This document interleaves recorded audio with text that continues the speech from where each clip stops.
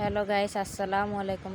এল আর কিচেনে আপনাদের স্বাগতম। আপনাদের মাঝে আজকে আমি নতুন একটা রেসিপি নিয়ে আসলাম। শুটকি মাছ দিয়ে লাউর চুকলা ভাজি এবং সাথে আলু দিয়ে। আপনারাও ট্রাই করে দেখবেন কীরকম লাগে। আপনি ভিডিওটি ভালো লাগলে সাবস্ক্রাইব করে দেবেন।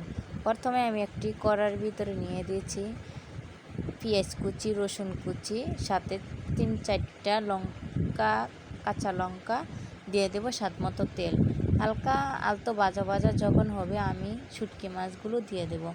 দিয়ে হালকা নাড়াচাড়া করে দিয়ে দেবো আদা বাটা, জিরা বাটা দিয়ে নেড়ে চেড়ে নিব, কতক্ষণ ভাজার পরে দিয়ে দেব কতটুক পানি দিয়ে দেবো স্বাদ মতো লবণ।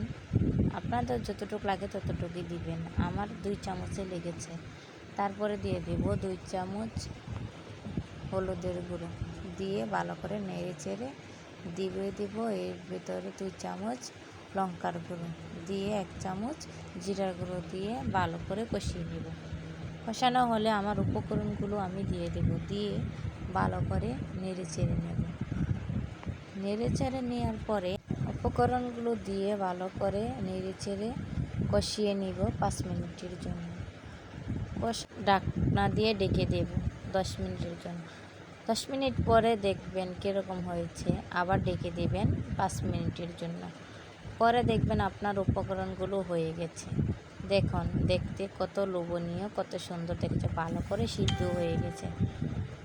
দেখছেন কত সুন্দর দেখতে, অনেক ভালো। যে জিনিস দেখতে ভালো হয় খেতেও ভালো হয়। দেখবেন তারপরে সার্ভ করে দেখেন কত সুন্দর দেখাচ্ছে আমার রেসিপিটা। আপনাদের কাছে যদি ভালো লেগে থাকে তাহলে আপনারা ট্রাই করে দেখবেন। আশা করি আপনাদের ভালো লাগবেন।